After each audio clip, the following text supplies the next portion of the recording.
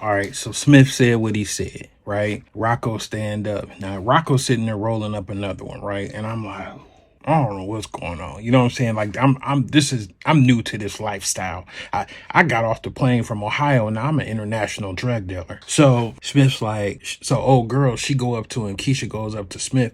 She puts her hand in his forehead. She like, you know who shit that was, and you know them niggas don't play no games. You gonna kill us all right now.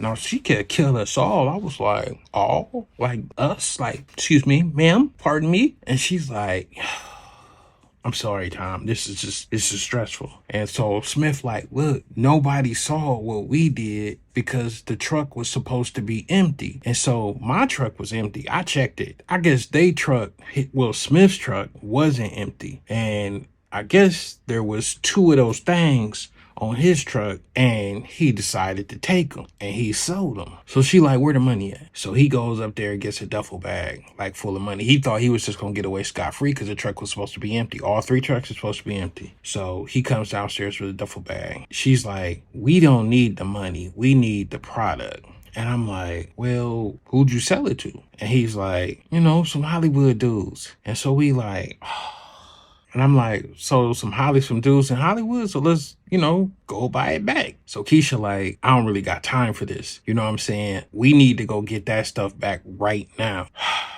So Rocco, he hitting the blunt and he come over to me. He was like, so who you sell it to? Let's just go get it. You know what I'm saying? And he hands me the blunt. Now, I'm not really paying. It's like I'm hearing everybody what they saying, but I don't know these people. I don't know where we going. I don't know nothing. So when Rocco hand me the blunt, I hit the blunt again. And I don't know why I hit that blunt again. That blunt sent me right back into astronaut village. Like I was high as hell again. And so I'm standing there and I'm just like, look, why don't we go ride on them niggas and go get to work? Like shit, fuck it. All three of them look at me like, hell yeah. This then turned into set it off. Like I'm like, what is in this weed? What is in this weed? We go to this party. Now, I don't know where it's at. You know what I'm saying? I can't even tell y'all. All I can tell y'all was nice cars in the driveway. It's a bunch of white people and they got a horrible DJ. Like the music was just terrible. We could hear it from the street. So we pull up at the party. You know what I'm saying? So Smith goes and talks to somebody. They take us back in the kitchen and this lady comes downstairs and she's just like, listen, we gave you fair market value, for the stuff. And, now you want it back. And so Smith is just like, look, we not the type of people who argue about these things. I'm going to give you your money back. You're going to give us our product and then we going to leave. And so the white lady went into full Karen mode. She was just like, I don't know who you are, but I want to talk to your boss. And Keisha's like, listen, lady, we're not the type of people who have bosses to complain to. You either talking to us or you talking to a pistol. What is it going to be? The lady goes and gets the stuff, comes back down. Rocco, he hands her the bag. We leave. We in the car. Coming back. Keisha's like, look, I'm not going up there to give it to him. Me and Tom are going somewhere else and y'all going to go give them this stuff back. And so Rocco like, respect, you know what I'm saying? We shouldn't have did what we did. We gonna stand on that. We gonna stand on that. We gonna give it back. You know what I'm saying? So me and Keisha, they drop us off at the hotel. Me and Keisha go upstairs. They dip off. Keisha make a couple phone calls, text them the address of where they going. We'll hear from Rocco and Smith again. So we end up, this is probably like 7, 8 o'clock. So she's still like, I still want to take you out to some parties and let you, meet some people and stuff like that. So I'm like, okay, cool. So we get dressed. We went to like I wouldn't say like a super dressed up event. It was sort of like a fashion show almost. And it was just some people there and we hung out, got some food or whatever.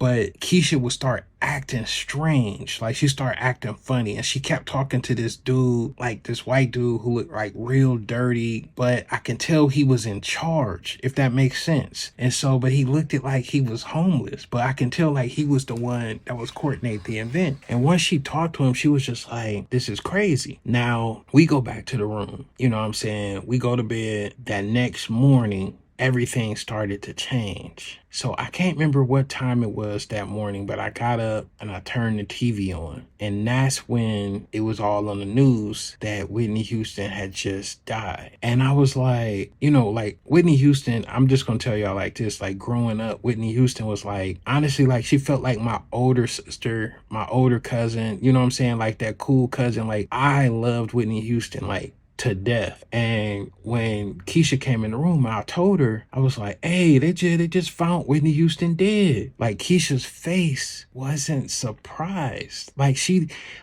just looked like, okay. And then she just was like looking around. And I'm like, so we in the area. And I'm like, I wonder how far we are from, the hotel. And she was like, a block. And so I go to the window and I could see people just, it was crazy down there. Like you could see people going down the street and you know what I'm saying. So I go down to the lobby and I look down and I see mad people and flowers.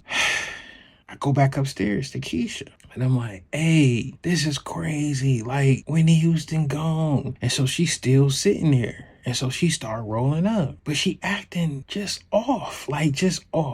So I'm like, you want to go down there? You know what I'm saying? And at this point, they had even our hotel lobby, had a whole bunch of people in it and all this stuff. Now, during this sequence of events, I was missing stuff because I was high. I was so high that night before. I was sky high when I first met them dudes. It was stuff that I was just missing, right? My flight to LA landed at 4:34, right? The room we was staying in was the penthouse and it was 4:34. Rocco and Smith had on jerseys when we first started smoking. Rocco had on a number 4 Chris Webber jersey. Smith had on a number 34 Charles Barkley jersey. When we got in the car to go to the chicken spot, it was 4:34. Whitney Houston's room number was 4:34. I didn't know what all of it meant, right? It's, you know what I'm saying? I don't know. The universe moved weird. Keisha's behavior, afterwards, was just interesting. So we eventually go downstairs to the lobby to get something to eat. And she's like, I'm like, hey, let's just go down to the memorial and at least, you know what I'm saying, pay our respects or whatever. So we walk down there. We walking down there and I see the dude, the dirty looking white dude. He's standing out in front of the hotel. And Keisha see him and she act like she seen a ghost. And she turns around. She stopped holding my hand, turned around, walked back to the room. And I'm like, hey, what's going on? What's going on? So I'm following her and she going back to the room. And I'm like, what's going on? And she we just need to go back to the room. So we go back to the room. That whole day was mad weird, right? So we go to sleep that night. We wake up. I wake up, Keisha's sitting there in front of me. And she Tom, you need to go home. And I'm like, what do you mean? She's like, you need to go back to Ohio right now. I was wrong to bring you out here. I was wrong to immerse you in this lifestyle. I really like you. You really make me feel good. But this life is not for you. And I was like, this is crazy you saying all this, right? She handed me an envelope. Inside the envelope's $8,900. And she's like, just take this and go home. Don't call me. Don't text me. Don't do anything. Never come back to California. And I'm like, okay. I got on a flight, went home. The Whitney Houston thing was going on and all this stuff. I had a tuxedo, I had a brand new tuxedo. In the bag, everything, a brand new suit, everything, all the stuff, we had got over the last couple of days. I was supposed to go to the Grammys. And yeah, I tried calling her maybe a week later, disconnected. I still to this day don't know what happened to Keisha. I haven't seen her on social media. I haven't heard from her since. That's all I got. And to this day, I still see those numbers, 434. I still see them. Randomly, I'll be driving in the car and the clock, 434.